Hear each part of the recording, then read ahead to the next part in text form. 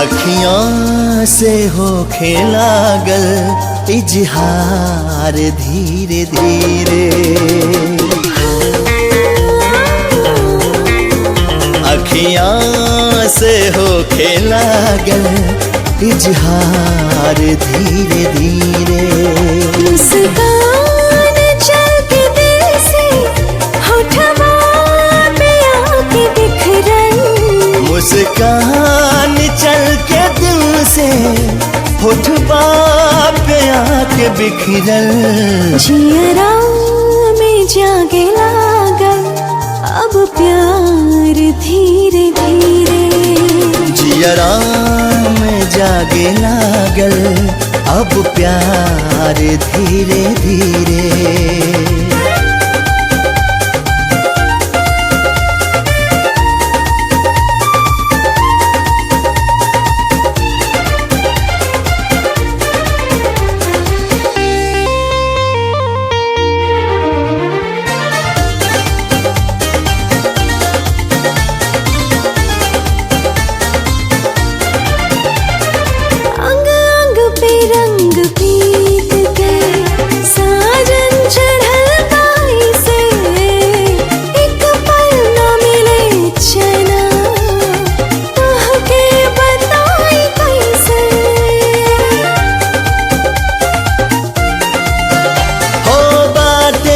सारी जिंदगी तोहरा पे अबुए रानी, सातों जन्म निभाइब किरियाए खैल बानी।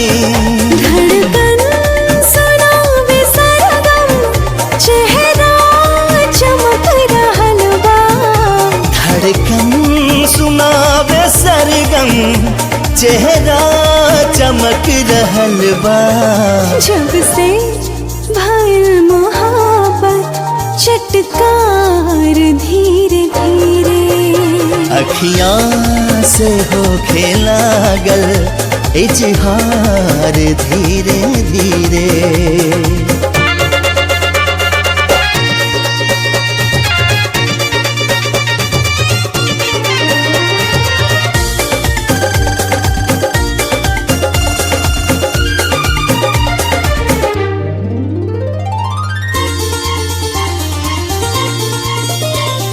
मनुआ में बाटे हलचल छेड़ला कुछ तराना।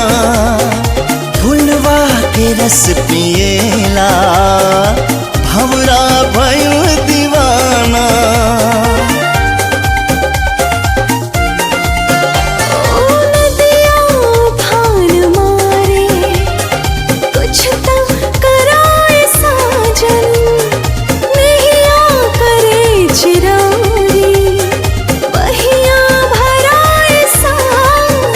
मारे हिलोरा रानी दोनों तरफ जवानी।